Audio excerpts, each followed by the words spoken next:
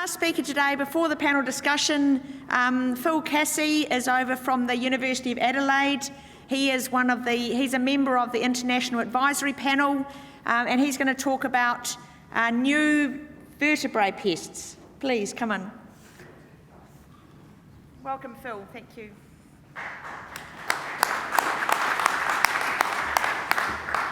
Vertebrate, that's all right.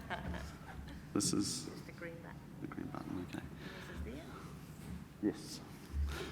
Okay, good afternoon, everyone. Thank you very much. It's a privilege to be here and a great honour to be on the advisory panel for the challenge. It seems that the majority of the panel is made up of expat Kiwis anyway, so but it's a pleasure to be home.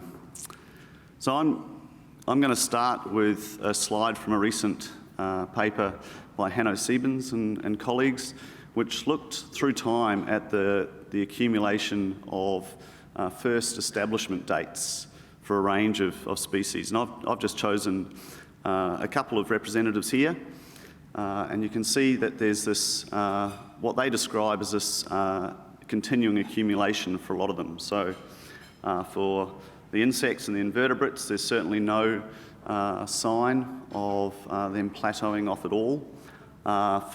For birds, there's been a recent increase. The grey dots are data deficient, so the trends are only fitted through the black dots. And for reptiles and amphibians, as vertebrate groups, those are increasing as well. The only group for which there's a vertebrate group for which there's a noticeable decline is in the mammals. And in New Zealand and Australia, a lot of our vertebrate pest problems come from a legacy that we have with the acclimatization societies. So these were the groups that decided that our nations were depauperate of vertebrate species, and so they brought them from around the world as part of the European colonisation. And Charles Elton, who a lot of people consider to be the father of modern invasion biology, said, "Although no one is likely to get into New Zealand again accompanied by a live red deer, we have to accept the proposition that invasions of animals and plants and their parasites and our parasites will continue as far as for the next millennium and probably for thousands of years beyond it." But a lot of what we're responding to at the moment is this previous legacy. And so for the groups that I work on, mostly in my research, the birds, for example, we can see where those species have been drawn from. So these are the ranges of the introduced species that have been taken from the wild, from around the world, and for the map on the bottom, where the predominant biogeographic regions have been for birds and mammals into Australia.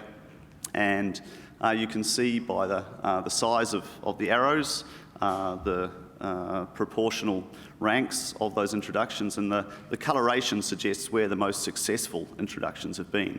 So we see that for the majority of successful birds and mammals, they've been coming from the southern Asian continent and from the western Palearctic. But what we now have is a situation where we're facing a whole new range of introductions and vertebrate pests, in particular through a whole range of new pathways. So in order to respond to this, in Australia, one of the organisations that I've worked closely with is the Invasive Animals Cooperative Research Centre, and they had a very bold outcome at the start 5 years ago of no new vertebrate pests established in Australia. So a lot of the previous risk has come from the acclimatisation societies, so you might think, well, it's a bold outcome, but probably one that's feasible. Well, in fact, the smooth newt there in the left suggests that it was a little too ambitious to set as an outcome. So in 2011, in southeastern Melbourne, a construction worker found one of these in the concrete footings of a new development. They quickly delineated the area, and they spent some time trying to contain it, trying to eradicate it. They set up a national environmental biosecurity response agreement, so that this triggered a process to federally decide whether it was feasible to eradicate. and in the end they decided that it wasn't, and so it's our newest established vertebrate pest. But for all of the vertebrate incursions coming into Australia, you can see that both for stowaway species and for new vertebrates observed at large, we've got these increasing trends. So we have, even for large-bodied conspicuous species, we're not talking rusts, we're not talking small agricultural insects, we're talking vertebrates that are coming into the country all the time. So this is a figure that if you work in Australia, I'm not sure how familiar New Zealanders are with it, but if you work in Australia, it has to be in every single session's talk. So it's the generalised invasion curve. This comes from a Agriculture Victoria publication, which it was built around the Australian weed risk assessment process. It hasn't ever been quantitatively or economically modelled for other groups, but it suggests that the economic returns are much greater if you prevent the initial incursion or introduction of the species, that by the time you get to asset-based protection, the returns are greatly reduced and the costs are obviously much more substantial. The Australian Pest Animal Strategy says that Australia's biodiversity, agricultural assets and social values should be secure from the impacts of vertebrate pest animals. And I think there's a problem here that we've gone to impacts. We're immediately assuming that we're securing the nation from impacts. And a lot of the investment is also, therefore, concomitantly placed into those impacts. So where are we investing our money?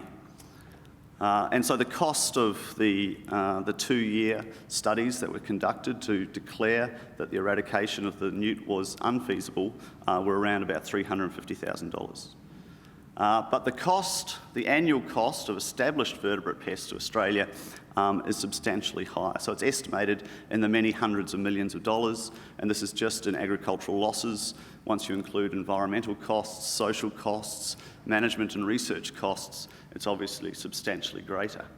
So the top chart shows the investment from a few years ago in full-time equivalent positions across the biosecurity capacity in Australia, and the amount that's invested in invasive animals is seen in the small pie, so it's around about 7%. It's not as bad as invasive marine pest FTEs. If you want a job in invasive marine pests, don't come to Australia. But invasive animals is pretty low as well. And similarly, when we look at the 3 largest research providers, the CRC for plant biosecurity, the CSIRO previously in its biosecurity flagship, and the invasive animals CRC, the amount of resources, so these are cash research investments put in to the areas of that invasion curve, show that prevention is the poorest sibling of the lot. So how big is the global trade in new alien vertebrates? This is data from a paper by Emma Bush and colleagues a few years ago showing the live pet trade, the intercontinental live pet trade. So unfortunately New Zealand fell off the corner. But it shows that for the declared trade in CITES species, which is the one oh, no, that didn't work, did it? Can I go back? Is there a laser? The one here on the left, the network, and this was taken from grey literature reports. And you can see it's, so the symbols are birds, mammals and reptiles, and you can see that there's this very big inter- and intra-continental trade in these animals. And for a lot of them, they are pet species. So there's some pictures of the sorts of species which we commonly find in homes and aviaries and detections in Australia. But also, there's an enormous trade still in stowaway species. So this is the black spine toad, the Asian spine toad, which is a relative of the cane toad. It's also toxic and noxious like the cane toad, and this is a Sri Lankan house gecko. These are species that the black spine toad is regularly found in mainland Australia, in detections, and this was found off Christmas Island. So as well as we have the trade, we also have the stowaway species. Okay, so we've been looking in Australia at what there is already in the country, and you find an alarming amount of unregulated information. So within the aviculture trade, there's around just over 350 bird species that are being kept. Over half of those are alien species.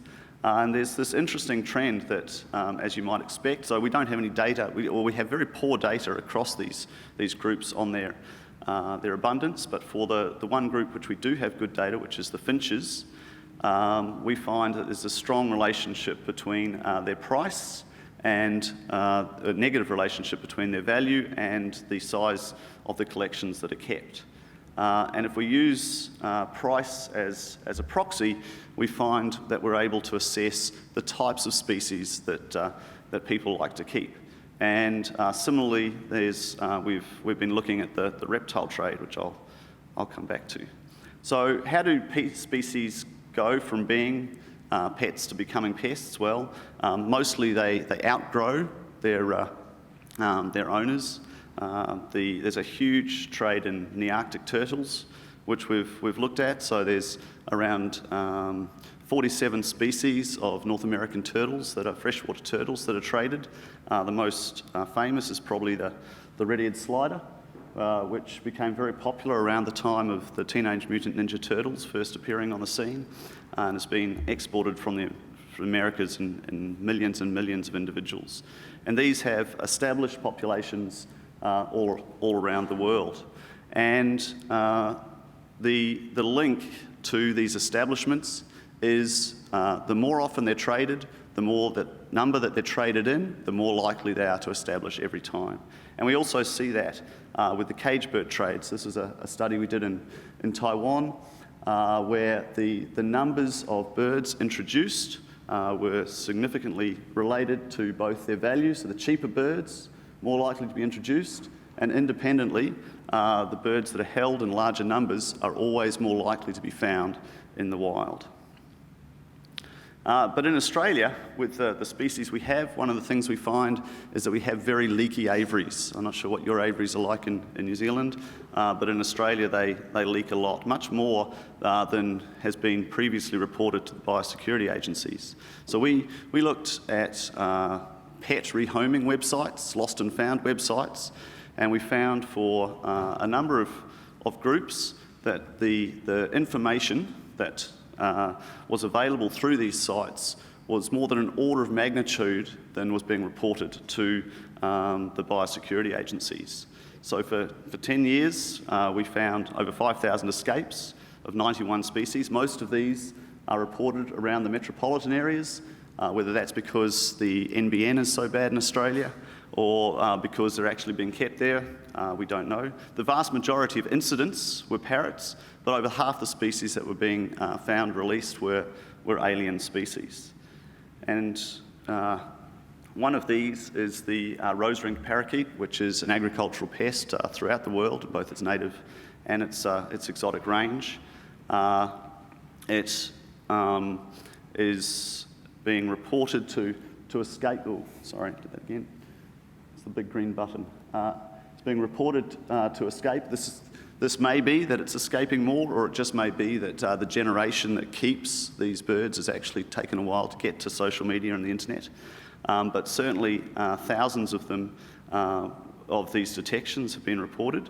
This is a map for South Australia, and that's the establishment risk predicted for South Australia. As soon as these birds are able to, through space and time, set up a breeding population, they will establish. It's just a ticking bomb. It's a matter of time. So this brings me to my sort of crazy and ambitious bit, I guess, that when we're living in a world which is endowed with crazy leadership on the brink of war, with social and environmental devastation, where we're trying to combat disease and our established pests are devastating our environment,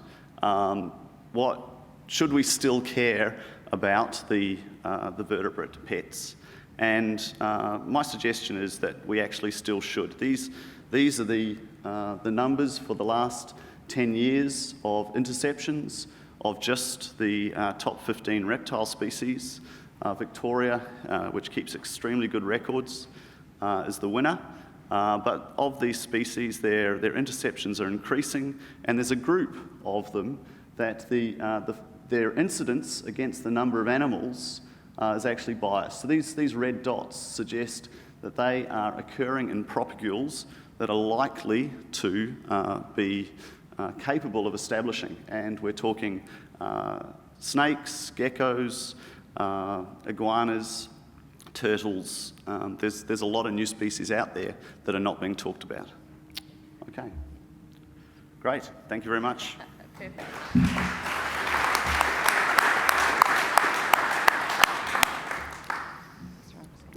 Shall I sit down? Thank you very much, Phil. Have we got time for one or two questions? Yes, we have. Any questions for Phil? Other than the fact that he does owe us a beer now because he dropped New Zealand off the map. Any other questions? Yes, we've got one in the middle. Well, I was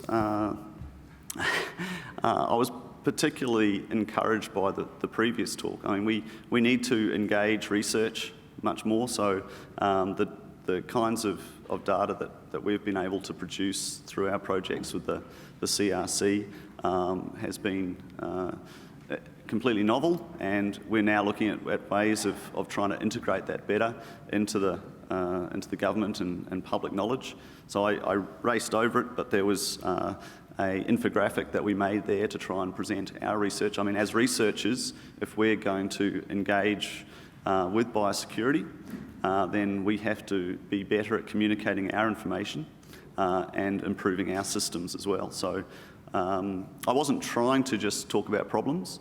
I was suggesting that actually the knowledge that we're gathering is going to provide a helpful set of solutions.